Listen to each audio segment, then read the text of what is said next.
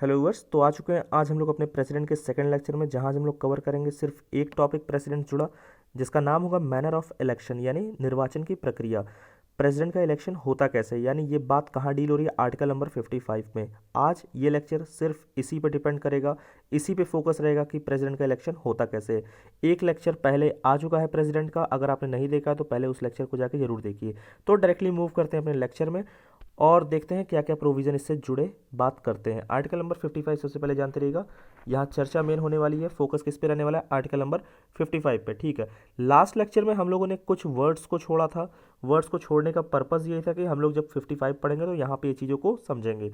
तो वो वर्ड्स थे proportional representation, single transferable vote और सीक्रेट बैलेट। यानी बात यहाँ पे ये हो रही है कि प्रेसिडेंट का इलेक्शन होता कैसे। तो ये तीन माध्यम से होता है, ये तीन चीज़ों की हेल्प से होता है। कह रहा है तीन हेल्प क्या है, ये तीन चीज़ है क्या, कह रहा है यही पूरा सिस्टम तैयार कर रहा है। कह रहा है क्या सिस्टम, कह रहा है इस सिस्टम के तहत रहते हुए आपका इलेक्शन हो किसका, प्रेसिडेंट का। कह रहा है क्या, आनुपातिक प्रतिनिधित्व वाले सिस्टम, उसके तहत रहते हुए यानी प्रोपोर्शनल रिप्रेजेंटेशन के माध्यम से, सिंगल ट्रांसफरेबल वोट तथा सीक्रेट बैलेट का इस्तेमाल करते हुए, यानी एकल संक्रमणीय मत द्वारा और गुप्त मतदान द्वारा आनुपातिक प्रतिनिधित्व वाले सिस्टम के तहत रहते हुए प्रेसिडेंट का इलेक्शन कंडक्ट कराया जाता है।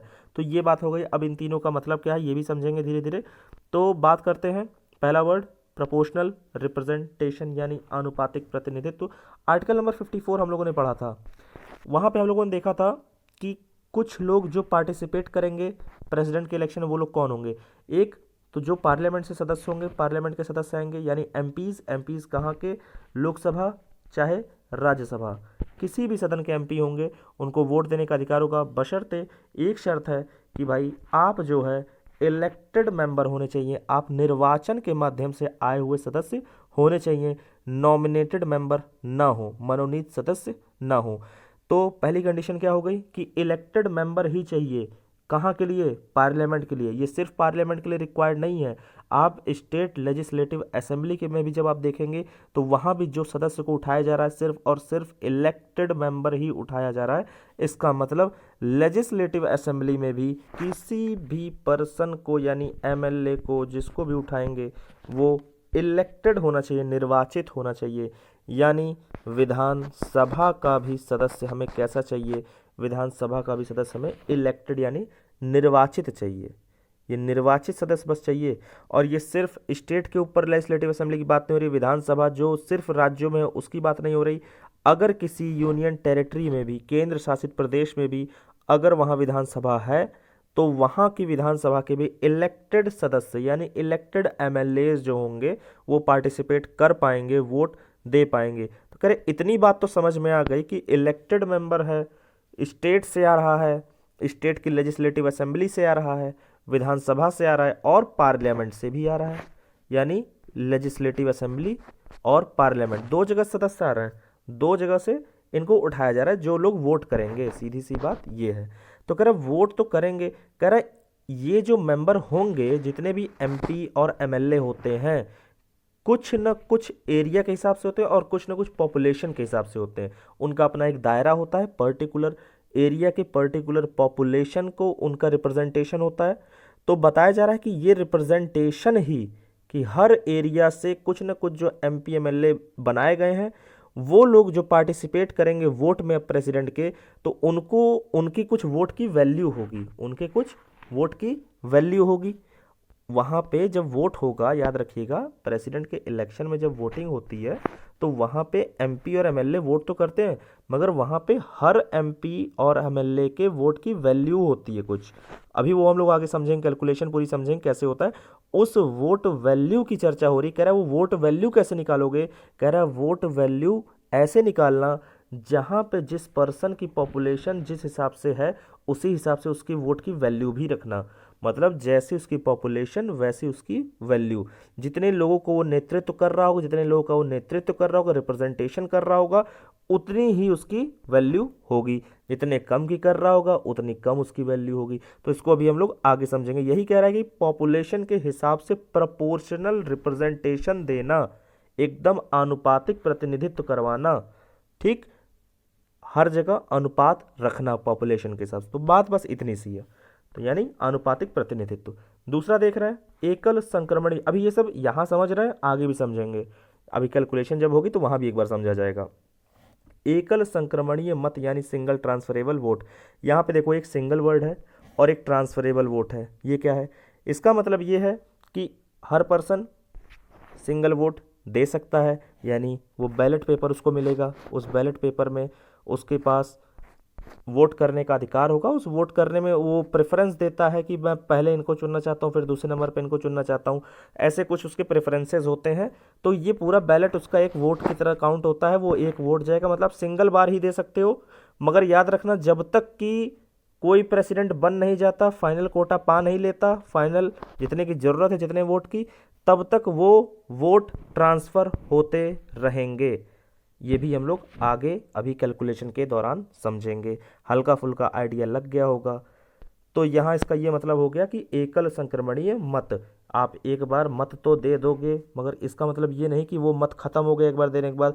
कह रहा है जब तक कोई पर्सन प्रेसिडेंट बन नहीं जाता, आपका वोट जो है ट्रांसफ़र होता रहेगा। कब तक होता रहेगा? जब तक फाइनली कोई कैंडिडेट प्रेसिडेंट के लायक पूरे वोट पा नहीं जाता, बस। और आखिरी, गुप्त मतदान, सीक्रेट बैलेट, इसका मतलब क्या है कि कोई भी कैंडिडेट कैंडिडेट नहीं, जो भी वोटर्स हैं, यहाँ पे जितने भी वोटर्स हैं जो वोट देंगे, उनके पास अधिकार होगा कि वो सीक्रेटली जाके वोट करें। इसका मतलब क्या है?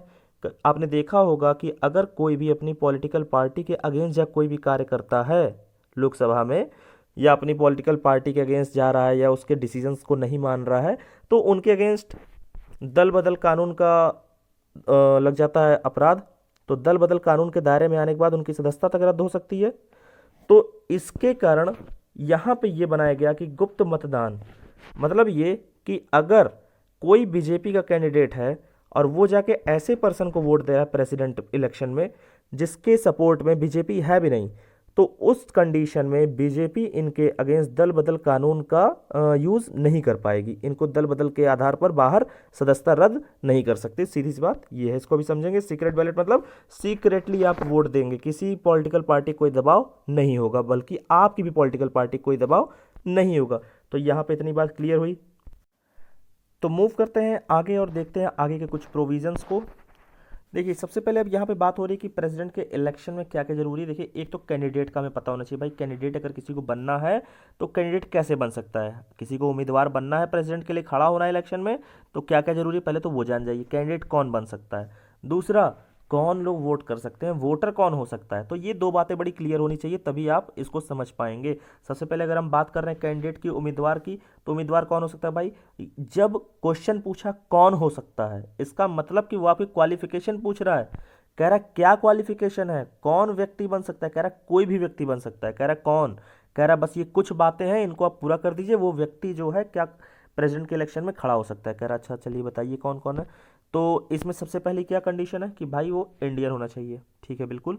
दूसरा 35 वर्ष की उसकी एज हो चुकी हो। तीसरी, वो लोकसभा का कैंडिडेट बनने की एलिजिबिलिटी रखता हो, लोकसभा का सदस्य बनने की योग्यता रखता हो। चौथा, कोई भी ऑफिस ऑफ प्रॉफिट ना हो। ऑफिस ऑफ प्रॉफिट का मतलब क्या है? कोई दूसरा कोई पद ना लिया हो, कोई दूसरा ऑफिस ना संभाल रहा हो। कुल मिला के इसका मतलब सीधा सा, आपको दो जगह से पेमेंट सैलरी गवर्नमेंट की नहीं उठाने देंगे, दो जगह से मजा आपको नहीं मारने देंगे। मगर कुछ पोस्ट हैं जिनको ऑफिस ऑफ प्रॉफिट नहीं माना जाता है। नहीं माने जाने का भी पर्पस बता रहा हूं, क्यों नहीं माना जाता है, जरा इसको पहले समझिए। कह रहा हूं कौन कौन सी पोस्ट है।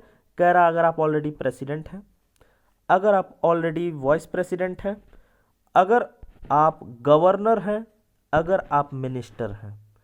अगर आप प्रेसिडेंट हैं, अगर आप वाइस प्रेसिडेंट हैं, अगर आप गवर्नर हैं, अगर आप मिनिस्टर हैं। मिनिस्टर कहाँ पे?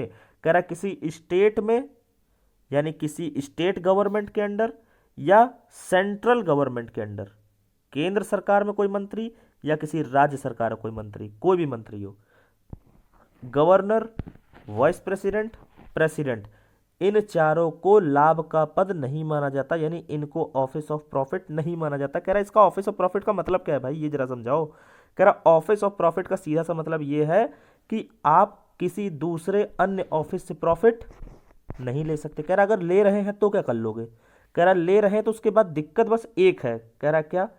कह रहा कि आप इस इलेक्शन में अपनी उम्मीदवारी शो ही नहीं कर सकते, आप नाम ही आगे नहीं बढ़ा पाओगे, आपको इलेक्शन में खड़े ही होने नहीं दिया जाएगा। बस कंडीशन यहाँ पे ये हो जाती है। तो कह रहा है ये चार नहीं है, इसका क्या मतलब है? कह रहा है ये चार नहीं है ऑफिस ऑफ प्रॉफिट, इसका मतलब बस एक है, क्या? कि अगर आप प्रेसिडेंट, वाइस प्रेसिडेंट, गवर्नर या मिनिस्टर हैं, इसके बाद भी आपको हम इलेक्शन में खड़ा होने देंगे। इसका मतलब क्या? आपको हम इलेक्शन लड़ने देंगे। बस ऑफिस ऑफ प्रॉफिट का यही मतलब है, इलेक्शन में खड़े होने तक की बस इनकी बात है। इलेक्शन में खड़े होने देंगे और इलेक्शन से रोक देंगे। कह रहा है ये चार एक्सेप्शन है इस बात का कि आपके पास ऑफिस है तो भी आपको हम इलेक्शन के लिए एलिजिबल ठहरा रहे हैं कि आप खड़े हो जाइए, चाहे इलेक्शन लड़ लीजिए, ठीक। मगर इलेक्शन के बाद आपको ये ऐसा नहीं कि आप दो दो पोस्ट लेके मजा मार रहे हैं, ये कंडीशन बस तब तक है जब तक आप इलेक्शन में खड़े हो रहे हैं, बस उसी तक की है सीमित। तो इतनी बात रहेगी।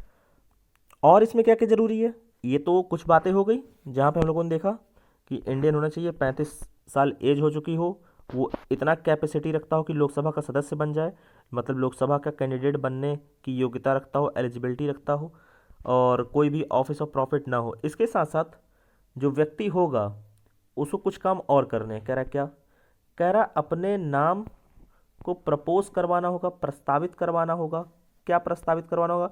कह रहा है कुल मिला के कि 50 ऐसे सदस्य ढूंढ लीजिए, 50 ऐसे पर्सन ढूंढ लीजिए जो आपके इलेक्शन में वोट करेंगे।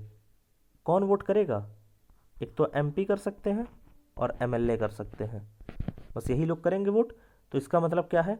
इन दोनों को मिला के आप कैसे भी 50 कर लीजिए पहले। कह रहा 50 का है, कह रहा 50 इसलिए क्योंकि ये आपके नाम को प्रस्तावित करेंगे, आपके नाम को साइन करेंगे और आगे बढ़ाएंगे कि हाँ हाँ ये पर्सन अच्छा है, इसको इलेक्शन में खड़ा होना है, और हम इसके नाम को आगे बढ़ा रहे हैं, अपना साइन कर रहे हैं, इसके नाम के प्रस्ताव को हम आगे बढ़ा रहे हैं। तो ठीक है, प्रस्ताव एक तो जारी हो गया, यहाँ से प्रस्ताव इसका चला जाएगा आगे कि हाँ भाई ये 50 सांसद या विधायक मिलके इसको सपोर्ट कर दिए। जो लोग वोट देंगे, जो लोग वोटर बनेंगे, सिर्फ वही लोग 50 ऐसे होने चाहिए, ठीक है। तो पहला 50 आप ऐसे ढूंढ लीजिए जो आपके नाम के प्रस्ताव को आगे बढ़ा दे कि हाँ ये पर्सन इलेक्शन में खड़ा हो सकता है, बढ़िया आदमी है, हम लोग बड़े खुश हैं इससे। तो 50 से पहले दोस्ती करिए। उसके बाद क्या कह रहा है? कह रहा है आपके नाम का जो प्रस्ताव गया है उस प्रस्ताव को नेक्स्ट 50 अलग वोटर, इनसे अलग, पहले जिन्होंने 50 का प्रस्ताव भेजा उनसे अलग 50 वोटर वो आपके नाम को एक्सेप्ट कर लें एज अ कैंडिडेट कि इन्होंने प्रस्तावित किया, हाँ हम इनके प्रस्ताव को एक्सेप्ट कर रहे हैं। ये प्रस्ताव को एक्सेप्ट कौन करेगा? 50 अन्य, कोई वो पुराने वाले सेम टू सेम नहीं। तो 50 लोग जब एक्सेप्ट कर लेंगे, 50 कौन? वही कोई भी दूसरे एमपी एमएलए। तो 50 विधायक सांसद, कुल मिला के आपको 100 विधायक सांसदों से दोस्ती अच्छी करनी पड़ेगी, तब जाके आप कैंडिडेट बन पाएंगे। उसके बाद भी आपको 15,000 रुपये आरबीआई में जमा कराने होंगे, और ये जमा राशि आपको मिल जाएगी मगर एक शर्त पे कि आप इलेक्शन के दौरान पड़े वोट में से टोटल 1/6 आपने पाए हैं, आपने मतलब 1/6 वोट अपने पास रखें। अगर आप इतने भी वोट नहीं पा पाए टोटल वोट का, तो आपका 15,000 रुपये जब्त हो जाएगा। इससे कोई दुख होगा नहीं आपको, क्योंकि आप इतने बड़े आदमी हो कि आपका 100 विधायक सांसदों से दोस्ती है, तो 15,000 रुपये कोई भी आपको दान कर देगा। तो इतनी बात हो गई। प्रेसिडेंट की योग्यता हम लोग समझ लिए हैं। यहाँ पे प्रेसिडेंट योग्य हो जाओगे जब आप, तब आप इलेक्शन में खड़े होगे, पहले कैंडिडेट बन जाओगे। उसके बाद अब आगे प्रोसीजर देखते हैं क्या होने वाला है। दूसरी चीज़ बात हो रही है मतदाता, वोटर। वोटर कौन हो सकता है अभी हम लोग समझे हैं। आर्टिकल 54 डील करता है इससे। आर्टिकल 54 कह रहा है भाई कौन वोटर हो? कह रहा है वोटर दो जगह से, एक पार्लियामेंट से आएंगे और एक लेजिस्लेटिव असेंबली से आएंगे, यानी विधानसभा से, और एक संसद से। ठीक है, संसद से कौन? कह रहा है दोनों जगह से बस इलेक्टेड, बस निर्वाचित, यानी इलेक्टेड मेंबर ही आएंगे। कह रहा है इलेक्टेड मेंबर, इसका मतलब यहाँ से कहाँ? कह रहा है यहाँ पर राज्यसभा और लोकसभा दोनों जगह से। यहाँ पे सिर्फ और सिर्फ एक सदन है। विधानमंडल में कुछ जगह 2 सदन भी होते हैं, मगर 2 सदन हर जगह नहीं होते। प्रेजेंट में 6 जगहों पे हैं। तो 6 जगह पे होने के कारण, क्योंकि जब जिस दिन सब जगह सारे जगह हो जाएंगे तब माना जाए कि अब बराबर से सब कुछ चल रहा है। मगर लोकसभा राज्यसभा तो हमेशा रहते हैं, ये लोग तो गायब होने नहीं वाले। और एक ही सदन है हमारे सेंट्रल लेवल पे लेजिस्लेचर का। तो इसलिए हम इन्हीं का सहारा लेते हैं जो लगातार बने हुए हैं, जो लगातार कार्य कर रहे हैं। जो कहीं गायब हैं, कहीं हैं, कहीं नहीं है, उनसे हमें मतलब नहीं रखना चाहिए। ऐसे लोग को ऐसी पकड़िए, ऐसी जगह को, ऐसे ऑफिस को पकड़िए जो रेगुलर वर्क में बना हुआ है। तो इसलिए हमने ऐसी जगह को पकड़ा। लोकसभा से उठाएंगे, राज्यसभा से उठाएंगे और विधानसभा से उठाएंगे, मगर कौन? जो सिर्फ निर्वाचित सदस्य हैं, बस उन्हीं को उठाएंगे। यही सब बनेंगे वोटर। और विधानसभा कहाँ कहाँ पे? स्टेट में भी, स्टेट के भी और यूनियन टेरिटरी कहीं के भी, जहाँ जहाँ होगा विधानसभा वहाँ वहाँ से उठा लेंगे, चाहे वो यूनियन टेरिटरी भी हो, केंद्र शासित प्रदेश भी हो, चाहे कोई राज्य हो। तो ये सारी बातें हो चुकी थी लास्ट लेक्चर में भी, 54 को हम लोगों ने देखा भी था। अब जरा ये देखते हैं क्या क्या सीन है यहाँ पे आगे। ये बात यहाँ क्लियर हो गई। संसद में लोकसभा और राज्यसभा के निर्वाचित एमपी आ जाएंगे। विधानमंडल में क्या? विधानसभा।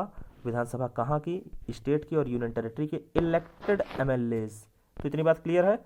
बढ़ते हैं आगे। अब यहाँ पे हम लोग अब वोटिंग के थोड़े तरीके को समझने की कोशिश करेंगे कि एमएलए की वोटिंग का तरीका क्या होगा, एमएलए कैसे वोट करेंगे। याद रखिएगा, जब वोटिंग होती है प्रेसिडेंट की, तो हर स्टेट के अपने अपने विधानमंडलों में वहीं पे लोकसभा नहीं, विधानसभा में ही वहीं पे इलेक्शन करवा लिया जाता है। और जब बारी आती है पार्लियामेंट में वोट देने की, पार्लियामेंट के सदस्यों को वोट देने की, तो संसद में आके ये कार्य हो जाता है। तो ऐसा कुछ होने वाला। अब देखते हैं कि पहले कि इलेक्शन होता कैसे, इलेक्शन की काउंटिंग क्या तरीका, कैसे आगे बढ़ी चीज़ें। एमएलए की सबसे पहले वोटिंग देखते हैं राज्यों में कैसे होता है, यानी राज्यों का क्या सिस्टम भाई। सबसे पहले समझिएगा, हमें ये देखना पड़ेगा कि ये सारी चीज़ डिपेंड करती है किस पे? पॉपुलेशन पे। सीट कितनी है, इस पे। दो बातें ध्यान रखिएगा, किसी भी राज्य की पॉपुलेशन कितनी है, किसी भी राज्य में एमएलए की सीट कितनी है, यानी विधानसभा में सीट कितनी है निर्वाचित सदस्यों की। इस बात पे डिपेंड होगा क्या? Vote value. वोट वैल्यू किसकी? वोट वैल्यू किसी एक एमएलए की। जब एक एमएलए की निकल आएगी तो उस राज्य के हम सभी एमएलए का वोट वैल्यू निकाल लेंगे। जरा इसको हम लोग समझते हैं आगे। अब ये कहना क्या चाहता है समझिएगा। ये बात कर रहा है वोट वैल्यू की, तो वोट वैल्यू का सेंस क्या? वोट वैल्यू के सेंस का मतलब है कि वोट की कीमत। जब भी प्रेसिडेंट के इलेक्शन होते हैं, वहां पे जो वोट पड़ता है, वहां पे ये नहीं हो कि एमएलए का एक वोट पड़ा, ना ना ना, उस एमएलए का एक वोट का कीमत कितना है ये जोड़ा जाता है। क्योंकि ये हर राज्य टू राज्य वैरी करता है, स्टेट टू स्टेट वैरी करता है, बदलता रहता है वैल्यू। अभी देखते हैं बदलता कैसे, इसका एक फॉर्मूला है। इसको समझने के लिए इसका एक फॉर्मूला होता है। तो क्या? सबसे पहले उस राज्य की पॉपुलेशन, स्टेट की पॉपुलेशन, जितनी भी पॉपुलेशन है उस राज्य की, उसमें से उस राज्य में विधान परिषद में बैठने वाला जो हाउस है, कौन सा? विधानसभा। विधानसभा के टोटल सीट कितनी है उसको जरा डिवाइड कर दीजिए। मतलब अगर हम बात करें कि टोटल पॉपुलेशन ऑफ स्टेट पता होनी चाहिए हमें, उसमें आप किससे डिवाइड कर दो, किससे भाग दे दो? सीधा सा विधानसभा में उस राज्य में कितनी सीट है टोटल। जब ये भी निकलेगा, इसमें आप 1000 से डिवाइड कर देना। जब इतना कर दोगे तो आपके एमएलए की एक वोट की वैल्यू निकल आएगी। तो 1 वोट की वैल्यू एमएलए की कुछ इस फॉर्मूले पे डिपेंड करती है। इसको हम कैलकुलेट करके देखते हैं। बात करते हैं अगर यूपी की, अगर हम एंटर करें यूपी के सेंस में। अच्छा, एक चीज़ और जानते रहिएगा, यहाँ पे जो पॉपुलेशन ली जाएगी, population of state, total population of state, ये आज के सेंसस के हिसाब से नहीं है, ये 1971 के अकॉर्डिंग चला आ रहा है। ये जो अब बदलेगा 26 में जाके ये व्यवस्था बदलेगी। अभी तक जितने भी इलेक्शन हुए हैं, यहाँ पे कौन सा सेंसस लिया जा रहा है, कौन सी पॉपुलेशन का सेंसस लिया जा रहा है? 1971 का। इसका मतलब क्या है? कह रहा है जो टोटल पॉपुलेशन ऑफ स्टेट आप देखोगे, वो यूपी के सेंस में वो वाली पॉपुलेशन होने वाली है जो 1971 में थी। अब क्लियर हो गया होगा। तो अब बढ़ते हैं, इसको कैलकुलेट करते हैं जरा क्या व्यवस्था है यहाँ पे। देखिए 1971 में यूपी की पॉपुलेशन कुल मिला के 8 करोड़ के अराउंड थी, 8 करोड़ करीब 83 हज़ार। तो इसका रेशियो था 8 करोड़ 83,40,00,000। अब यहाँ पे टोटल सीट कितनी, 403। यहाँ पे विधान सभा की सीट है टोटल 403। जब आप इतना कैलकुलेट कर लोगे और इस पूरे को 1000 से भाग दे दोगे तो वहाँ पे आपके यूपी में एक वोट की वैल्यू एमएलए की निकल आएगी। इतना करने के बाद जब आप देखो कैलकुलेट करके तो यहाँ पे यूपी में एक वोट की वैल्यू है करीब 219। मतलब अगर यूपी से कोई एक एमएलए वोट देगा प्रेसिडेंट के इलेक्शन में तो उसको 219 जोड़ के चलेंगे उसकी वैल्यू। तो अच्छा, जब एक वोट की वैल्यू 219 है तो यहाँ पे टोटल सीट कितने हैं, टोटल कितने इलेक्टेड मेंबर हैं विधानसभा में, तो टोटल है 403। जब 403 है तो 403 में 219 का आप मल्टीप्लाई कर दीजिए। तो जब इतना मल्टीप्लाई करोगे तो यूपी की टोटल वैल्यू निकल आएगी। यूपी के जो टोटल सदस्य हैं जो वोट कर रहे हैं प्रेसिडेंट को, तो ये पूरा निकल आएगा करीब 88,257। तो यूपी से जो वोट पड़ेगा प्रेसिडेंट को उसकी वैल्यू होने वाली है 88,257 और एक वोट की वैल्यू होती है यूपी में 219। इसी तरह क्या होगा, हर राज्य का अलग अलग वोट कैलकुलेट किया जाएगा। जैसे हम बात कर ले अगर बिहार की, अब बिहार के सेंस में अगर हम बात करें तो बिहार में भाई देखो 243 की सीट है, 243 की सीट है। वहाँ पे जो एक एमएलए की वैल्यू निकल के आती है वोट की, वो निकल के आती है 179, क्योंकि वहाँ की पॉपुलेशन थोड़ी डाउन है यूपी से, तो वहाँ पे वैल्यू क्या निकलेगी, 179 निकलेगी। तो जब 179 में आप टोटल 243 का आप मल्टीप्लाई कर दोगे तो आपको करीब 42 या 43,000 के अराउंड आपकी वैल्यू निकल के आ जाएगी। तो बिहार से करीब 43,000 हम मान ले रहे हैं वोट वैल्यू, 88,000 करीब हमने मान लिया यूपी से। इसी तरह जब कोई छोटा राज्य होगा, मान लीजिए किसी की वैल्यू होगी 1 लाख, किसी की पॉपुलेशन है 10 लाख, किसी की पॉपुलेशन 10 लाख है और वहाँ पे सीट है बस 10। जैसे ही आप कैलकुलेट करोगे इससे कट जाएगा। अब आप मल्टीप्लाई करके इसमें से 1000 से जब डिवाइड करोगे तो वहाँ पे वैल्यू कितनी बच गई, वहाँ पे वैल्यू हो गई एक वोट की एक वैल्यू, वहाँ पे एक वोट की एक वैल्यू निकल के आएगी। तो यानी 10 वोट की 10 वैल्यू निकल के आएगी।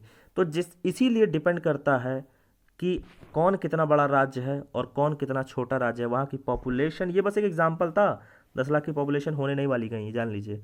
तो उसकी पॉपुलेशन और उसकी सीट ऐसे डिपेंड करेगी। अब ऐसे हो क्या, सारे स्टेट का कैलकुलेशन यहाँ पे जोड़ के रख लिया जाएगा।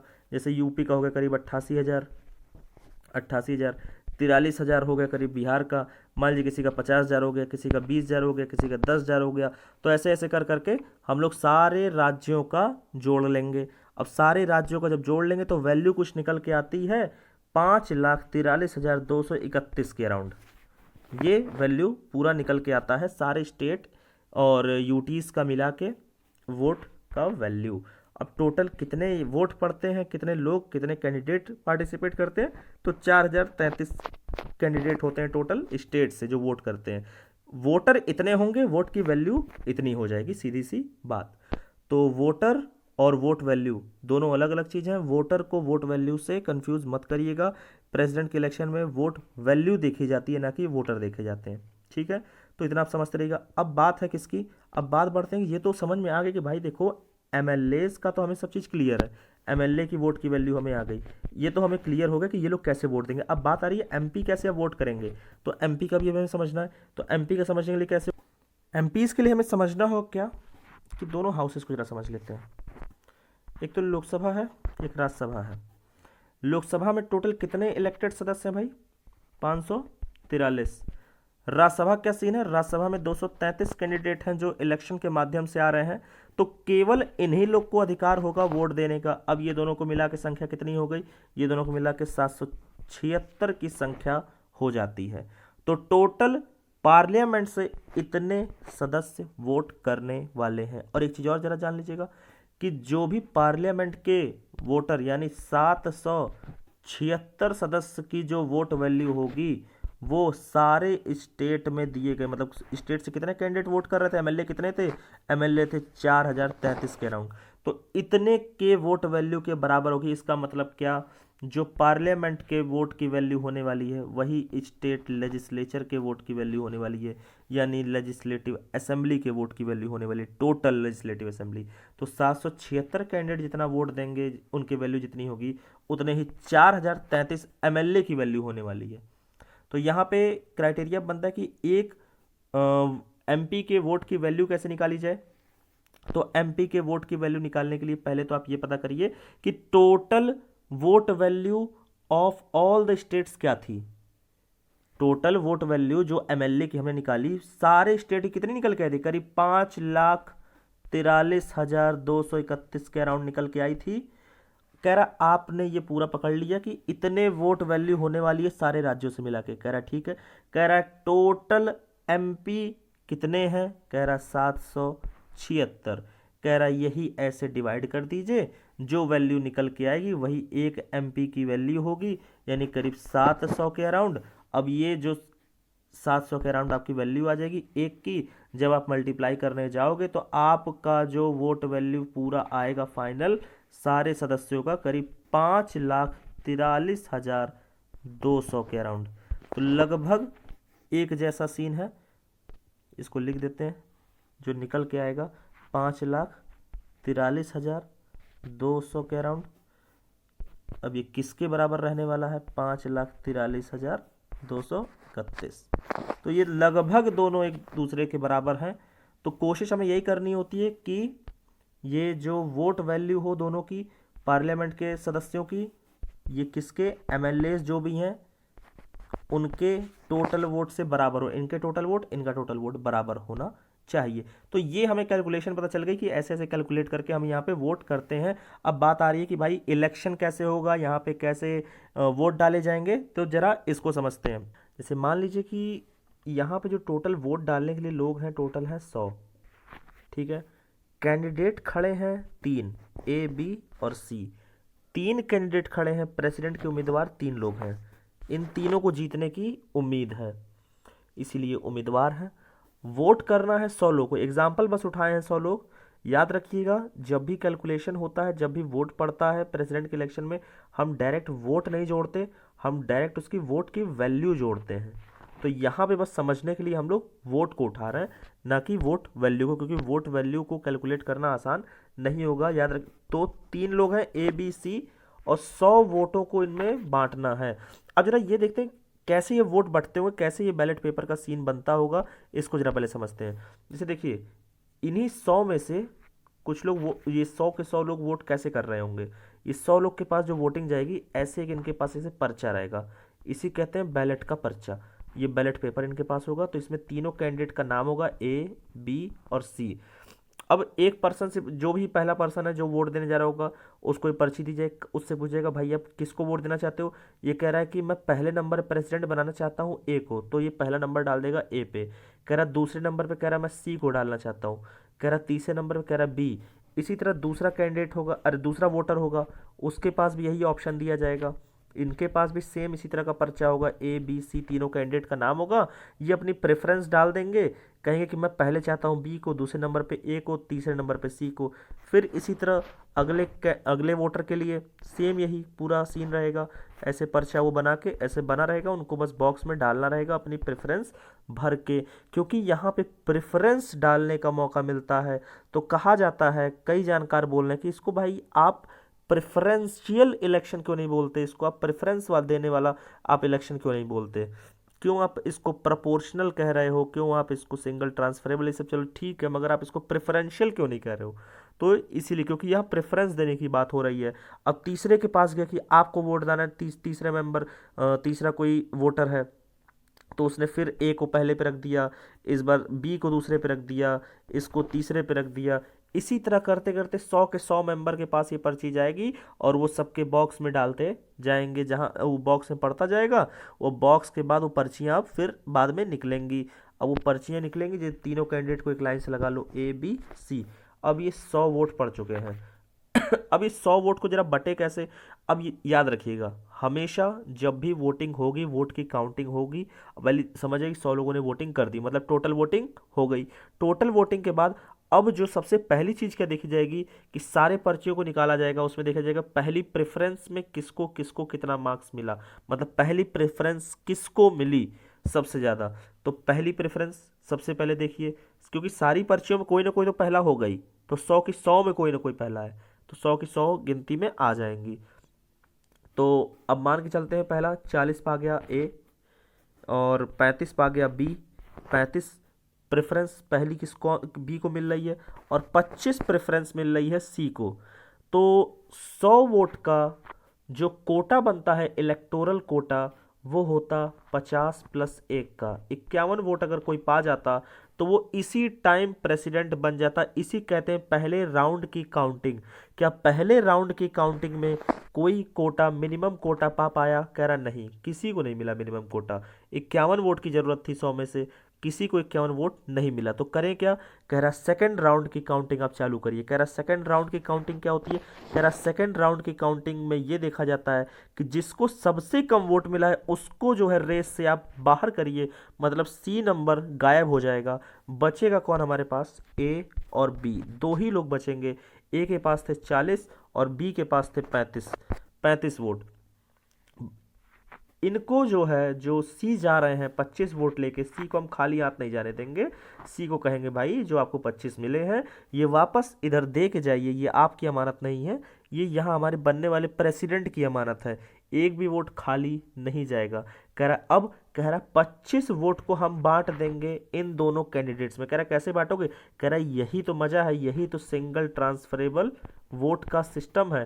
कह रहा सिंगल वोट आप डालेंगे मगर तब तक ट्रांसफर होता रहेगा जब तक कि प्रेसिडेंट हमारा फाइनली बन के निकल नहीं आता।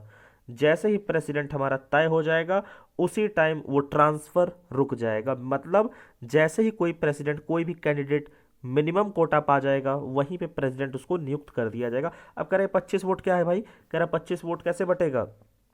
कह रहा 25 वोट बांटने का सीधा सिस्टम ये है कि 25 वोट इनके उठाइए, ये जो 25 पर्चियों में इनको पहला दर्जा दिया गया था, पहला प्रेफरेंस इनको डाला गया था, इनकी हर पर्ची में कोई ना कोई तो सेकंड प्रेफरेंस पे भी होगा, किसी में बी सेकंड प्रेफरेंस होगा, किसी में ए सेकंड प्रेफरेंस होगा। कोई सी की इस जो 25 पर्चियां हैं जिसमें सी को पहले नंबर पे माना गया था, प्रेसिडेंट बना रहे थे लोग, तो किसी न किसी को तो सेकंड पे भी रखे होंगे। कह रहा जरा चेक करो कि कौन है इसके सेकंड प्रेफरेंस पे। कह रहा है इसकी एक पर्ची निकाली गई, उसमें देखा कि इस पर्ची में ए वाला कैंडिडेट सेकंड प्रेफरेंस है, तो ये वाली पर्ची ए के खाते में डाल देंगे। कह रहा दूसरी पर्ची निकालो। कह रहा दूसरी पर्ची निकाले, उसमें से भी देख रहे हैं भाई ए जो है प्रेफरेंस है सेकंड पे, तो इसको भी उठा के एक खाते में डाल देंगे। कह रहा तीसरी पर्ची उठाए, उसमें सेकंड प्रेफरेंस बी है, तो ठीक है इसको बी के खाते में डालो। कह रहा फिर उठा रहे हैं, तो फिर जो है ए जो है सेकंड प्रेफरेंस है इसकी पर्ची में, कह रहा है इसको उठा के एक खाते में डालो। कह रहा फिर अगली पर्ची उठा रहे हैं, अगली पर्ची में बी का नाम आ रहा है सेकंड प्रेफरेंस में, कह रहा है बी के खाते में डालो पर्ची। तो इसका मतलब ये सेकंड प्रेफरेंस पे जो जो होगा उसके खाते में सी की सारी पर्चियां बट जाएंगी। तो इससे होगा क्या, ए और बी बचेंगे, उनमें जो है ये 25 वोट बट जाएंगे। तो मान लो 40 था, 35 था, अब मान लो 15 वोट इसको मिल गए और बचा 10 वोट इसको मिल गया। तो इसके बाद हुआ क्या, इनका हो गया 55 वोट, इनका हो गया 45 वोट। तो 55 वोट मिलने के कारण मिनिमम कोटा ये पार कर गए हैं, तो ए जो है यहीं पे प्रेसिडेंट बन जाएंगे। और मिनिमम कोटा भी आप समझ गए होंगे, मिनिमम कोटा क्या सीन है, जो 50+1 पा जाता वही प्रेसिडेंट बन जाता। क्योंकि पहले राउंड की काउंटिंग कोई नहीं बना, इसलिए सेकंड राउंड की काउंटिंग हुई, और अगर सेकंड राउंड में भी कोई ना बनता तो आगे फिर बढ़ाया जाता, कोई ना कोई तो बनना ही था इस बार फाइनल। तो ये चीज़ है। तो होप सो आप लोग को समझ में आया होगा प्रेसिडेंट के इलेक्शन कैसे हो रहा है, कैसे काउंटिंग हो रही है, कैसे कैलकुलेशन हो रही है एग्जाम्पल के रूप में। बहुत ही एकदम प्योर हम लोग चीज़ें उठा नहीं सकते, प्योर वो सब नंबर उठा नहीं सकते थे एग्जैक्ट नंबर, बहुत ही बड़ी कैलकुलेशन होती है, इसलिए छोटे नंबर से हम लोगों ने सीखा है, समझा है। तो आज का लेक्चर यहीं रखेंगे। तो थैंक यू फॉर वॉचिंग।